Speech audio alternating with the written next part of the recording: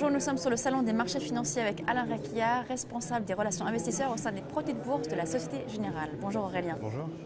Alors comment se développe le produit des ETF que vous proposez chez les Sociétés Générales?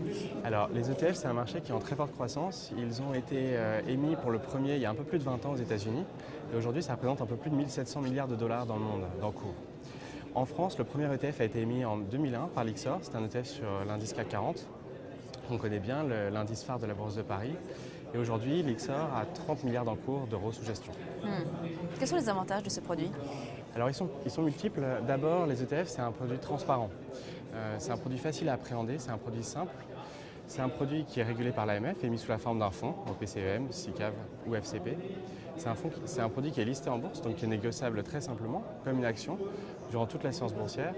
Et enfin, c'est un produit qui est économique.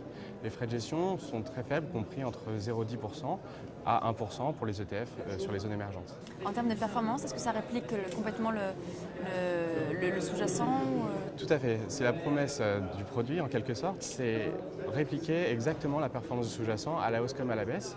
Ça veut dire que l'ETF a donc le même profil de rendement-risque que l'indice sous-jacent qu'il cherche à répliquer. Est-ce qu'il y a un effet de levier également? Certains ETF ont des effets de levier. Pour la majorité, il n'y a pas d'effet de levier. Ils cherchent simplement à répliquer le sous-jacent. À qui s'adressent ces produits?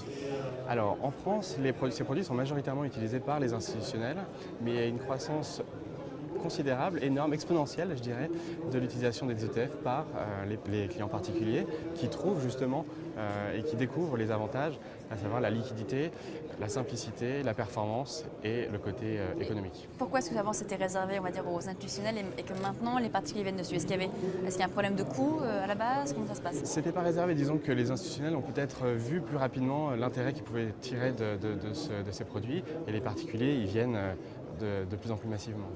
Est-ce que les ETF sont éligibles au PEA? Pour la plupart des ETF actions, oui, ils sont éligibles au PEA. Il faut se renseigner quand même au cas par cas. Les ETF obligataires monétaires ne sont, eux, pas éligibles au PEA. Et qu'est-ce qu'on peut faire, qu'est-ce qu'on peut utiliser comme stratégie sur ce produit? Alors, ce qui est bien, c'est que les ETF couvrent toutes les classes d'actifs, toutes les zones géographiques, tous les pays. Tous les marchés. Il y a des ETF sectoriels également. Donc, on peut réellement se créer une allocation d'actifs globale qui couvre toutes les classes d'actifs et tous les pays. Donc, c'est un très bon outil pour la diversification. D'accord. Est-ce que vous apportez aussi des conseils sur les choix d'un ETF? Alors, nous sommes Société Générale et l'IXOR, qui est une filiale de Société Générale, nous émettons les produits.